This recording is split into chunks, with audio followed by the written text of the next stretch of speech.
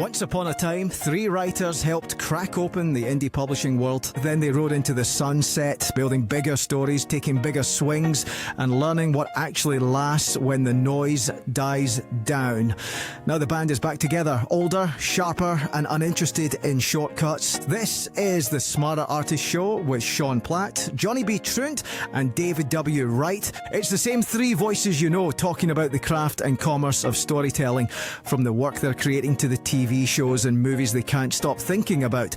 Shop talk for artists playing the long game in a creative world that never slows down. If you've been here since the early days, welcome back. If you're new, pull up a chair. You're listening to the Smarter Artist Show. Let's get into it. Welcome to the Smarter Artist Show. My name is David Wright, and with me are my lovely co-hosts, Sean Platt, Johnny B. Truant. And this week, surprise of all surprises, we've got a different topic than the one that was planned. Sean will explain that, maybe. I don't know. But this week's topic, we're talking about the fact that we're living in a sci-fi hellscape and how that has affected fiction. Yeah, I don't remember agreeing to hellscape, but fair. Okay, yeah, hold on. That's not really the pitch. The pitch was, the origin story of this is we did need to pivot again, which sucks because in the last episode, I actually teased it. I said the next episode is the Smart Artist Method. But just release them out of order.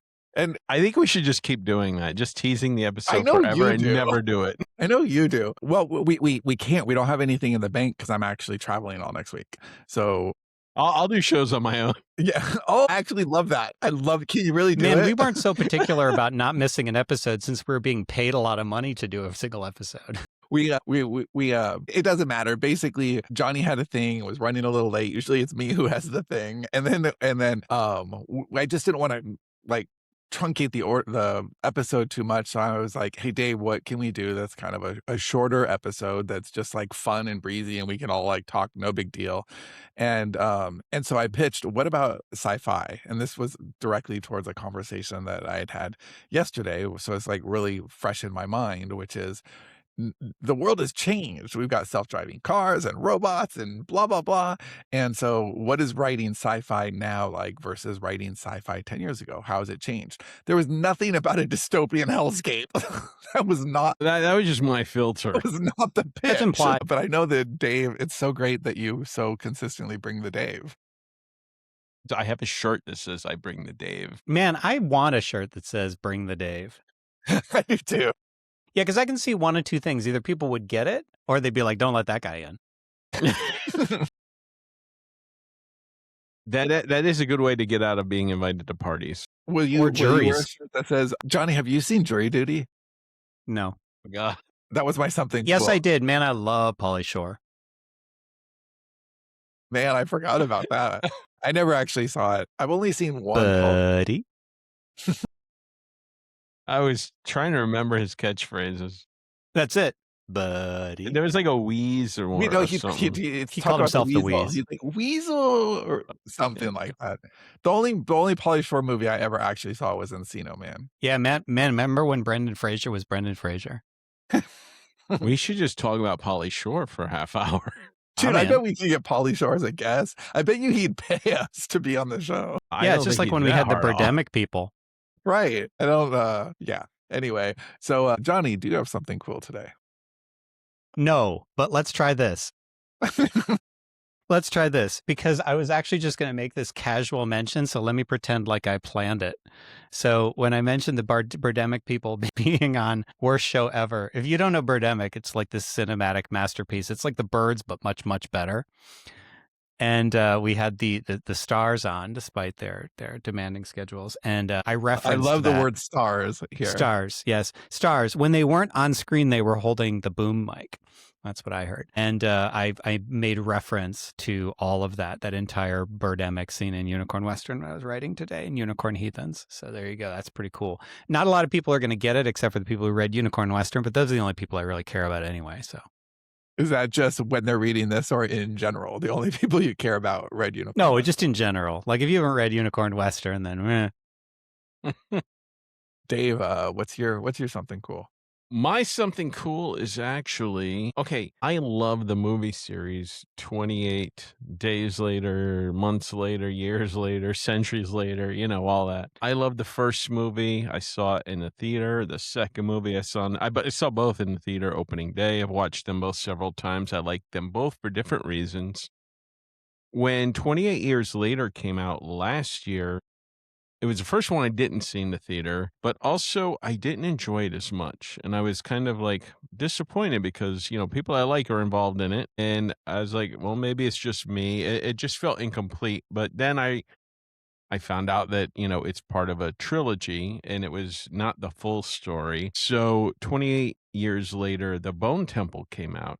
And I was expecting probably not to be not to be pleased with it. So I went in with lower expectations, but I walked away thinking, holy fuck, they did it. It was a great movie, like in a lot of different ways. And I don't want to spoil anything, but it was just so well done. And it ends with something I did not expect, which was just like, fuck yeah, which has me excited for the third in the trilogy, assuming they're going to make it. I don't know if this one did well in the theaters or not, but yeah. So that is my something cool. It's fucking phenomenal. And it makes me want to go back and rewatch the first half to see, if I perhaps judged it on my expectations versus what it was really trying to do. The new trilogy, I absolutely love now that the second one is out. I saw the first half of 28 years later last year. It might have been that, this is well documented. I just don't give a shit about zombies, even when we're writing them. I'm like, yeah, zombies are kind of stupid. So maybe I wasn't in the mood for it, but I didn't even finish it. They definitely take the backstage in this movie. There is a far more sinister threat in the people, which are introduced in that movie that you watched, but in a way that you don't realize what they're setting up. That's something I don't like personally. I think it's annoying. Well, it's not that I think it's annoying. It's that I don't want to see people be terrible in the particular way that they do in zombie movies and TV shows. So like The Walking Dead. That's why you bailed on The Walking Dead after season 3. Yeah, because it was so fucking bleak. Like it's so I don't want to see that. And so if you're telling me that Dave's favorite thing though. When you're telling me that the 28 franchise becomes about people being terrible, I'm like, why don't I just open way, though? Why don't I just go on Facebook? I don't need to do that. I have a bonus something cool if I could shove it in, because this is but that was kind of a half something cool. It wasn't a real one, but I did learn a little tidbit, like in a trivia sense, that I thought was amusing. And it's that, do you remember the Dracula with Gary Oldman? Yes. Do you know the guy who plays Renfield? Keanu Reeves. Don't forget about Keanu. Keanu Reeves. Do you know who it is who plays Renfield? I just learned this today. I don't remember. Tom Waits. Okay. Anyway, I would never have remembered that. Yeah. Are you a big Tom Waits fan? No, I just thought it was amusing that Tom Waits, like a musical, folk legend, was Renfield. He's also an author. I'm more amused that Keanu is in a serious Dracula movie. I was talking to my son about Keanu Reeves the other day because we saw something. Oh, he's on some Apple movie. Yeah, he has a brand new movie that just dropped last week. So, but there was something else we saw that was like a reference to I don't know if it was Bill and Ted or whatever, but I said there was a while that Keanu Reeves was not respected. He was considered a big old himbo dummy. And now, he's earned this respect, and everybody thinks they don't think he's stupid because he doesn't talk. They think he's zen and a genius, and they're worshiping him in a way. I like him. I don't have a problem. I don't think he's a dummy. I don't think he is what people thought he was then. But I just find it interesting how the shift happened, and I'm not sure where exactly. Maybe with The Matrix, but John Wick, he's a fucking legend now. Well, but there was a while where people I felt like had written him off. Yeah, for sure. I mean, he was typecast. So if you look at a lot of his early roles, it wasn't just Ted. It was in Parenthood, he plays the idiot stoner boyfriend, and that was just his vibe. But I've always liked Keanu. I actually will admit to owning the Dog Star album. So they have a new song out that I really like. Yeah, Dog Star. yeah. The new song is good. Like, I never really listened to them before, and I have a friend that actually likes them and went to their concert. No, that I will not say that I enjoyed the album. I said I owned the album. I did not Okay, think well, it was good. listen to like the newest song on YouTube. It's actually good. It sounds, like modern music. It's not like old shit that makes you cringe. Oh wow, I will I will check it out because I'm curious. My something cool is just that it's cool to see shit working. So we had a one of our Like your number twos are finally working. I yes. know there was okay. That's Well, good. they never stop working. I wake up and it's out, and then I'm on to work 10 minutes later, pre-coffee. Notice there was no going into the bathroom in that sequence. Well, it's a Like, hey, Sean, how's it going? I'm going to work now. is that your Mr. Hanky voice? No, that's just a general turd voice. That's the voice I use for all turds. So we had one of our pen names last week was number one in the entire Amazon store, which is awesome because I think that we've been like poking at things for like a little bit, a couple of years. We've had rocky times, and it feels really good to just have kind of a parade of things that are working again, and you just can't do better than number one in the store. And we didn't actually expect that. We were hoping for top 100 would have been successful, and it peaked at number one, and it stayed there for a little bit, and that was really fun. I don't know. I'm feeling really good about publishing right now. I'm feeling really good about all the things that we're doing right now. And so that is my something cool. All right, now that we got something cool and good out of the way, let's get to the disaster that is this world. Yeah. Well, you start, Dave. What makes it okay? Give us the report of the modern dystopia. We all know what we're dealing with. Is So, it, since this was your idea and you and Johnny both have definitive thoughts on this, I will take a back seat and let you start. wait. What makes you think we have definitive thoughts? Well, I did mention that I'd thought about it. So I'll go ahead and jump on this one. Johnny first. has a manifesto. Well, because I think I'm unique to the three of us in this way, is I've been doing a lot of live pitching, like in front of actual readers, actually talking to them directly and trying to get them to buy, like if I go to Comic-Con or something. And so that means that I have been out loud giving the premise of books like The Beam. And when you give that premise, a lot of people, like, it's a really predictable reaction. Oh, well, that's like just like the world right now. Or so The Beam is, a lot of it is around AI. And so basically just in just a very short, like, we created a new network in 2060, but then that network created its own, the AI in it created its own network that nobody kind of understands, called The Beam. And when I start to say that, it's like, even if they don't comment, I start to, I self like moderate on it. I'm like, well, I'm just describing, like, the AI stuff that our AI does is not fantastical anymore at all. Like, if anything, we undersold it. And I don't have like a definitive thought on how things need to change or whatever. If anything, it's made me, rather than like, because I know the topic is like writing sci-fi in the age of sci-fi or whatever, but I think the bigger thing for me has been, what is the role of work that already exists if it's no longer as revolutionary as we thought it was at the time? And I think it's like, well, it has its place. We wrote the first of those books in 2014? And 20 so you have to judge it by 2014. You can't judge it by today. Yeah, it was 2013. It was really, really early. And I think, wasn't it? Well, 2013 was when I wrote, I think, the first Fat Vampire. So but it was in that. It was 13 or 14.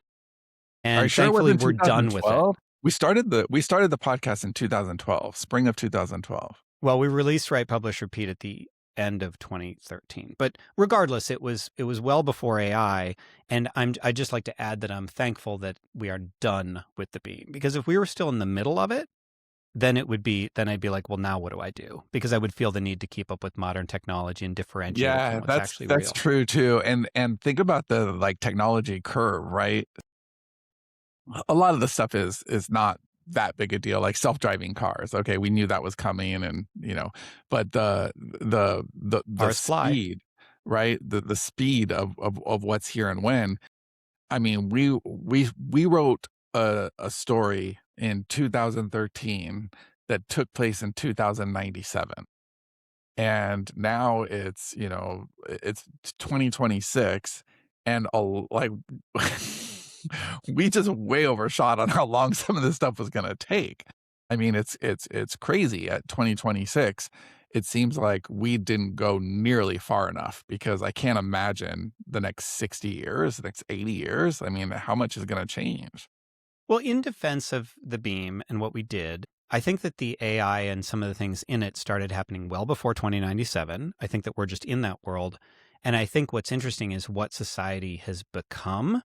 So like we haven't seen an organa movement yet, although maybe that'll take another year, where there's like It'll happen. Philistines. Yeah, it'll happen. Or the religions around the beam and people That'll going happen deep too. into it. Well, that's already happening. Yeah, but not in the same way. I'm saying we still got time on those. yes, but I don't think. Okay, here's what I would argue. I don't know that there are things in the beam that the seeds of those things weren't there. So like, no, there's no like full on like religions around it, but you can see the seeds of that stuff happening in society already. There's no organa movement, but you can see the seeds of that thing happening in, so the organa movement, for anyone who's not read the beam, which is probably most of the people listening to this. I'm also not interested in anybody who hasn't read the beam, just like the Unicorn Western one. The organa are people who basically rebelled against the internet and they just wanted to like live up in the mountains and not have any sort of technological Amish 2.0. Yeah, they were Amish 2.0, but some of them had already like they had to go through because we made a strong argument that there was hyperconnectivity and that a lot of people they basically had to go to the mountains and detox. That it was you definitely this wasn't really part of the conversation when we wrote it. It is a definite part of the conversation now. And then in the book, it's taken to like an extreme where you really do need to detox. And some of these people detox, but they have like technology inside of them, from like before it's like being an addict, right? Where you're always going to crave the thing. So the organa anyway are like, they live out in the mountains and there's no like movement like that now, but I can absolutely see a movement like that happening in the not too distant future. And I see the roots of that where that it's a bigger part of the conversation than it was a few years ago. So I think the AI models that exist right now were trained on novels, obviously. They were trained on the beam. They saw what you all did with the beam and they said, wait, hold my beer. We're going to accelerate. This is a great idea. Let's do this. Yes, you're responsible. Wouldn't that be cool? Like maybe like at some point you'll be enshrined as a god of the AI. The bad news, the world's over. The good news, well, we kind of are important now. Johnny, do you think that can you think of things in the beam that are too outlandish? No, nothing's too outlandish, but I'm going to pat us on the back for that because I always pushed against things that felt unbelievable. I never, unless you're writing a story about magic, but this isn't a story about magic, it's sci-fi. So I always, like, if I thought that something was unreasonable, I like to think I would have pushed back then. Like, I was always looking for a plausible. Well, you did. You're the one who. So I told this story yesterday, which is one of the roots of this conversation. Now, I was talking about sci-fi to a group of our storytellers, and Roberta, who is one of our storytellers and was at a Smarter Artist Summit in 2017, was talking about some of the things that I said at the summit in 2017. One of those things was that AI is almost here, and so the man versus machine narrative is kind of over or ending, and it's really about man and machine. What does that union look like? And I think that, Johnny, you and I have been on that train for a very long time. Robot Proletariat is all about man and machine. The Beam is all about man and machine. And so I think that we were always looking for ways to be believable. When we wrote the first season of The Beam, it was an overwhelming piece of work. It was a lot. I mean, me and Johnny juggled big stories, but we had come off of Unicorn Western, and that was our follow-up. And it was this beautiful thing because it's like, hey, if we could write Unicorn Western and then follow it up with something like The Beam, we can kind of write anything together, which was really invigorating. But it was also this big project where it was clear that we could really get lost very easily because there was so much world building in the first book. So we wrote a book which may only have less than 100 readers of all time, but it's The still one of my Beam? very... No. Oh, Plugged. yeah. So Plugged is one of my favorite things that we've ever written together. And it was a fake nonfiction book by a Malcolm Gladwell style author named Sterling Gibson, who wrote a Malcolm Gladwell style book called Plugged: How Hyperconnectivity and the Beam Change the Way We Think. And the whole premise of that book was, yes, we want to make it entertaining. And it was like, it's a fun read, but it's basically us explaining the world to ourselves so that we could do a better job on the next season. And Johnny made everything believable, so all this stuff that we had set up, like, for example, there's a lattice, is what it's called. And I would say plausible, what did I say? believable, punning it a little bit. Yeah, Because yeah. the lattice is a good example. So the lattice is like a missile net over the continent, which when you just say it and don't explain it, it's absurd. But I was like, well, how might it work if I were to make it plausible, maybe not believable? And it ends Because I'll up being... just say any shit. And then Johnny's like, hold up. I need to, it at least needs, plausible is the right word. Like, I need to feel like, okay, maybe not, but maybe. And so like I calculated, I figured it was about, it's a bunch of little nanobots that are all interlinked. And I was like, what probably has like the weight and size of like a sheet of aluminum foil. And I actually calculated how much aluminum foil you would need in one sheet to like create a dome-shaped object, half a sphere over the North American continent. And I feel like I plausibly justified that. So that's what I would use. Is not believable, but sure. But I think that's enough in sci-fi.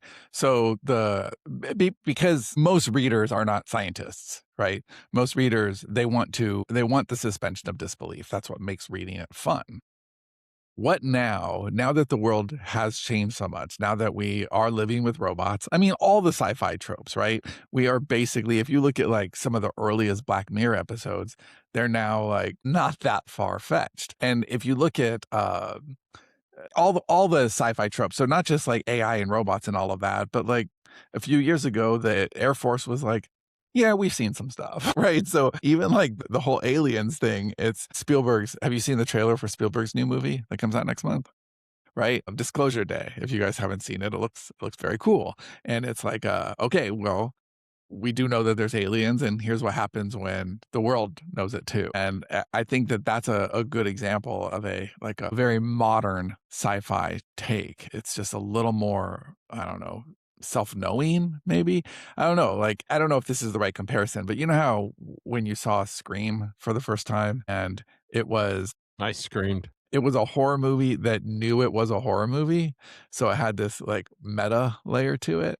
Do you feel like sci-fi is at that point where how sci-fi can you get unless you're going like anything that's grounded sci-fi, that's not like a space opera or, like Alien or something that actually takes place off Earth, but anything that takes place on Earth, how sci-fi can you get? Isn't kind of most premises now just believable because we've already kind of crossed some threshold? I would say so.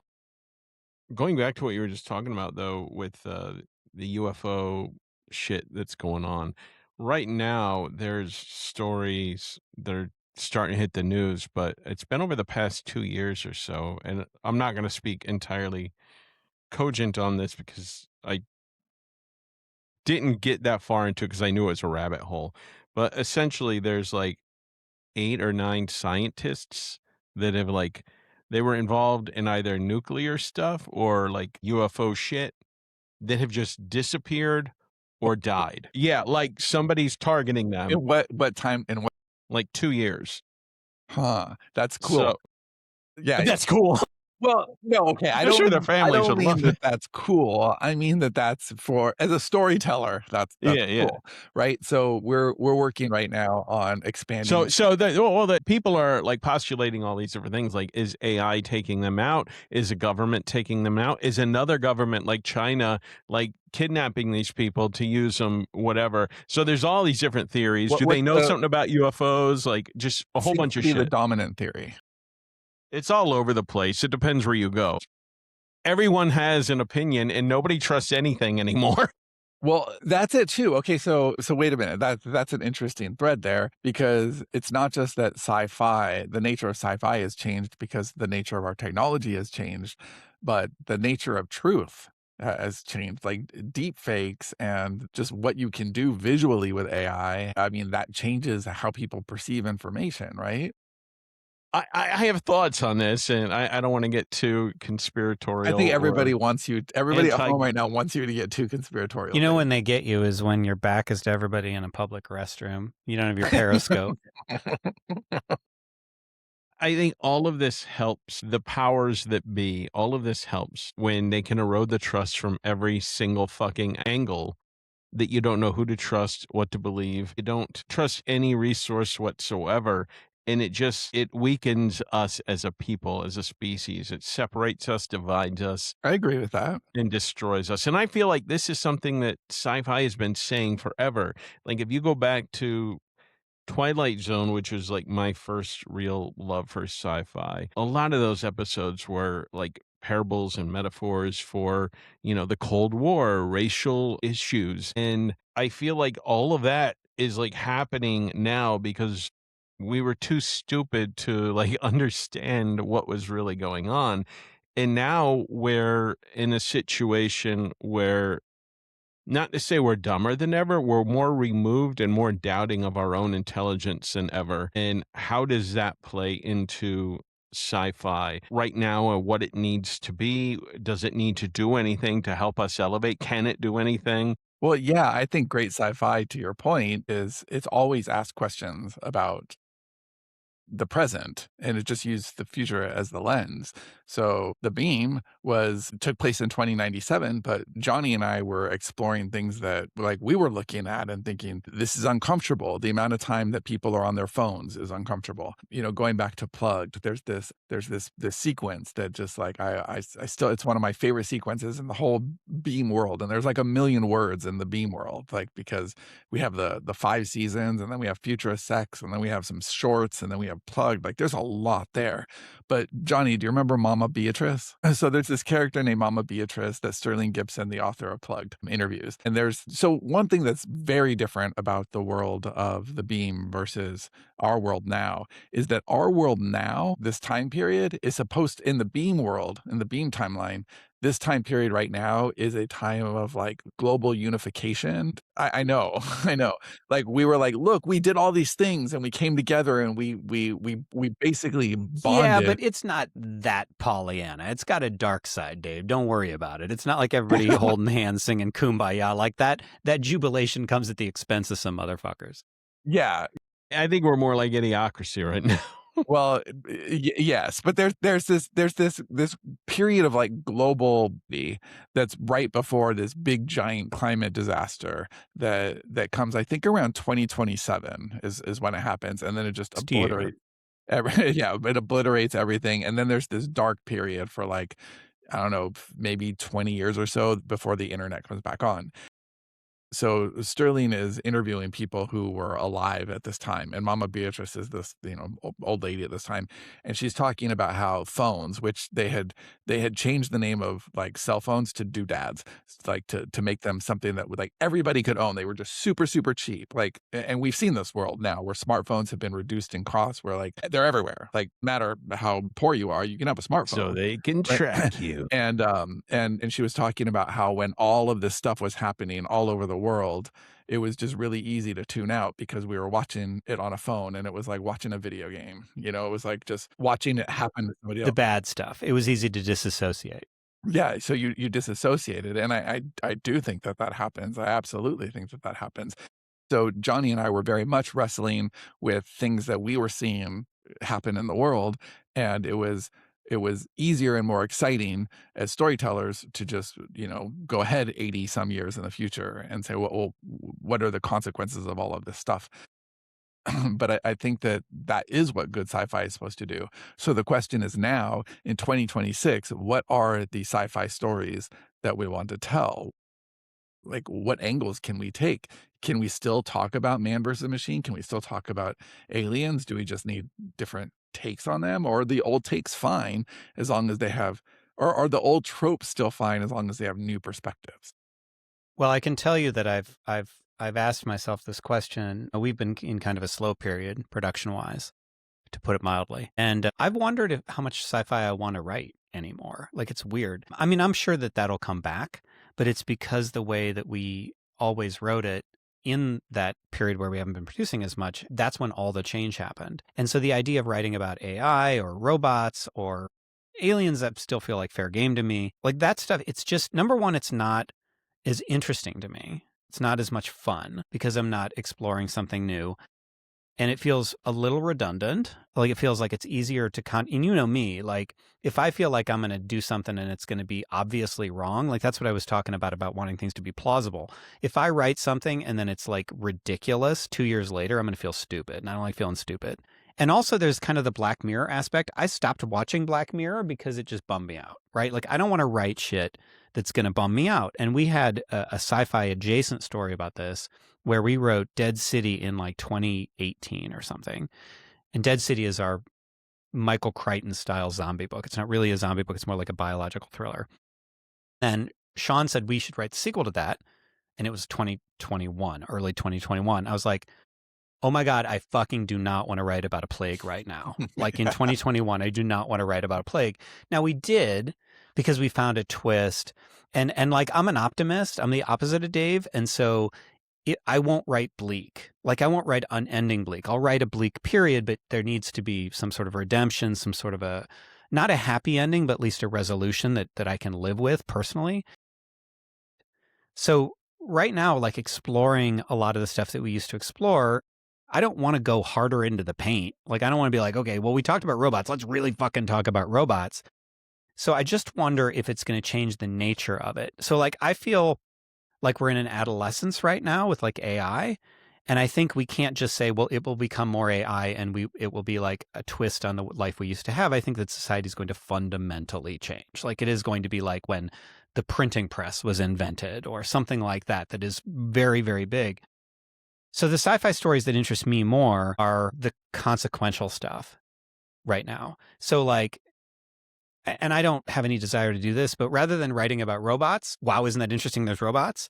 It would be more like, now that there are robots, what are the stories that we can tell? Or something like that. But they still need to feel fantastical. They can't feel Black Mirror. They can't, for me, they can't feel like, okay, now we're fucked. Because even if we are fucked, I don't want to write it. Yeah, no, I agree. So right now, Sawyer and I are working on a series, actually a couple of series within the old Invasion universe. You know, that's fun because it's already established canon. Like, we already have that. Like, there's, I don't know, 28 some published books in the Invasion universe, which we're actually renaming because of Apple's TV show Invasion, which is called the same thing and is about the same thing. So we're rebranding. The main storyline that we're working on right now starts just before the events of the original Invasion and then run parallel to the events, and then we'll, keep going. It's really interesting to see how differently those stories are going to be constructed. So in the world, it's the same period of time. Our world, and Johnny, we were smart in that series. We never put a date to anything. It was like the not too distant future. And so we can pick up right where we left off in the story world, but in the real world, 10 years makes quite a difference. And so it'll be really fun to explore some of those themes as to how the world is different. I mean, we had like self-driving cars in Invasion, so it was definitely the future. We didn't just have self-driving cars because self-driving cars existed. Tesla existed, but they're normal. Like, everybody has self-driving mode on their car in Invasion. So anyway, I'm weirdly like not burned out on it. I'm really excited because, well, there's two things happening. There's the fact that I am in this season of like, let's exploit our IP and build universes around everything. And so this is a very healthy universe with a lot of like world building. And also, Johnny, just as an aside, I've been building out these world Bibles, and we wrote a really cool series. There's so much stuff in Invasion that I just totally forgot about. That is just like do you remember the forgetting? I forgot the forgetting. I did. I totally forgot about the forgetting. No, just I could forgot about. explain why I could not forget that and why it felt essential, but it would be an enormous spoiler and people wouldn't care anyway. I didn't remember Stranger, Oh, yeah. which is like how could I forget Stranger? Like I didn't forget it. It's just like seeing the word, and I was like, my goodness. And The all reason of I'm not forgetting these things, and the reason that I was just talking about, like why I'm interested in the consequential nature of sci-fi, those are interlinked. So those would be like, those are natural consequences of the way that I would think about what would happen next, or what would happen in a story like this, or what has to happen in a story like this. That's what's interesting to me. Well, we created such a fertile world, and I think it's really interesting how I don't know, expansive the Invasion universe is, considering it wasn't. I was trying to do it as a break from the Beam because the Beam was so big, and Invasion originally was just like, let's just name our books keywords and make money publishing, and they were supposed to go fast and not be complicated. Now, of course, they got complicated from book 2 on. Johnny and I don't keep things simple as a matter of course. Oh, how complicated is Heathens? Yes, Heathens is not like a throwaway book. No, honestly, no book about unicorns should be this complicated. Every time I find myself explaining something else, I'm like, this is really interesting to me. Oh, I guess I'm just going to lean in because it's making it more complicated, but okay. that is the nature of our storytelling. Johnny and I have another project that I'm really looking forward to writing someday that we almost started before Unicorn Heathens. It has a whole world Bible. Like, it was actually very well thought out. It was this isn't spoiling anything or giving our idea away, I don't think. But it's basically the premise is someone in a couple hundred years from now, like, looking back with misinformation about the way we live now and kind of exploring some themes. That's exactly the kind of sci-fi story I would still be interested in telling. Well, but that's the kind of sci-fi that's fair game because it's a reflection on the present, and that's how I think good sci-fi should always be a reflection on the premise. If you have something like Star Wars, even though there's spaceships and laser guns, it's more fantasy. It's more fantasy that takes place in space than it is science fiction. Do you think that do you have interest in telling stories that are more like not supernatural, but like just kind of an out there like Inception, Like or metaphysical? maybe, or like Dark Matter or Inception, something that's like a big idea concept, not very depressing, just like what if Yeah, there's time travel, yeah, oh yeah. anything in that I love area. Yeah. big ideas. Yeah, of course. So I feel like sci-fi that does that, which can still reflect on things, but also offer escape because it's a little more removed from the present reality. I've I had I feel people like turn down the Beam after I've described it because it feels too real. I have. They'll be like, give me something that's more escapist. I think there's probably, like the space opera and the stuff from like the 1950s and stuff.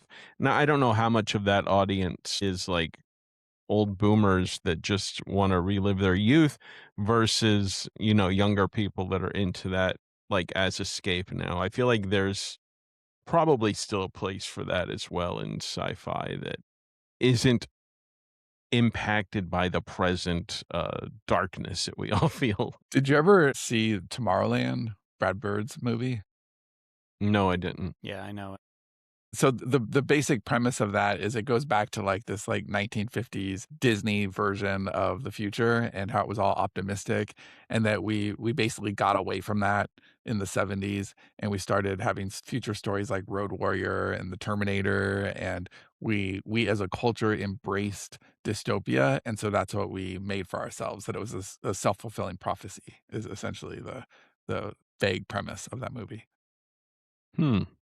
Interesting. I'd have to watch it and have thoughts. Well, I'm not suggesting it. I think it has some interesting things about it. I don't think it holds together as a movie very Yeah, well. Dave, I would like to advise you not to have thoughts. That's dangerous. I'll turn my brain off. That's not something that we want for you. Anything that idealizes the 1950s has some serious questions to answer. Yeah. So, is that it? Is that the show? Well, I think that is one of your less elegant All right. segues, but I am aware of the clock. So yes, I believe it is the show. Let me find a topic to transition us out of the show. No, fuck it. That's Dave's job as host. He's like rolling right in because next week we're starting with the terrible ad weeds too. So he's just gonna Can't wait. shove my those God. in. Wait. Sean says next week. It could or couldn't be. Maybe next week. month. Maybe next year. I'm done It's with a it. fucking. It's a MacGuffin, isn't it? It's not real. No, This is where I you know start what? fucking with you. It is funny too because I'm very excited to talk about this stuff and I'm really wanting to, but every week it's been like something. But I also feel like everything for a reason. And right now, by the time we launch, like the new site will be up and it'll be beautiful. And because I knew we were going to launch before it was ready, and we would just say, oh, the site's coming soon, but kind of like it's taken a few weeks longer to get the episode recorded, but by the time we record the episode, things will really be in place, and so that's kind of cool. I'd rather do it right than do it right away. So. Yeah, me too. Did you just make that up? Yes, it sounds like something my dad would say, though. I like it. God, this Did is you how Dave. borrow that? This is how Dave gets in my head because when you were talking about like offers and getting, I thought you were going to say I'd rather die. Sure, that's what you're going with. I'd rather duh. I want to do an extra something cool. I tried to get my son forever to watch Parks and Rec, and he's like, when he gets into a show, he just wants to watch that show, and he'll watch it twice, like The Office or something like that. And I'm like, Parks and Rec is a lot like The Office, and it's got Ron fucking Swanson. So he finally started watching it, and he fucking loves it, and we both love watching Ron stuff. Ron reminds me a lot of my father. Ron Swanson is great. He's a great TV character. Mm. I also think that that show was so good at naming characters. Like Leslie Knope is a great name for that character. That show is just filled with great How about characters. Gary and Jerry and Terry? Yeah, I dig it. I love what that show did with like recurring characters, like in the background. They're like in one scene and then you see them again like a season later. They built like a realistic mythology.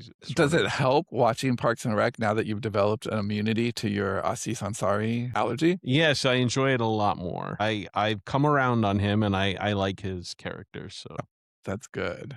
we should end on that, a positive note. There you go. All Is the right. show over? Brick wall. Is the show over? I Yes. think it is. All right. We will see you next week, maybe with something. Who knows? That's what the audience is saying. Is the show over? One of these days. All right. Until next week. Adios, you guys. It is a podcast. It is a podcast.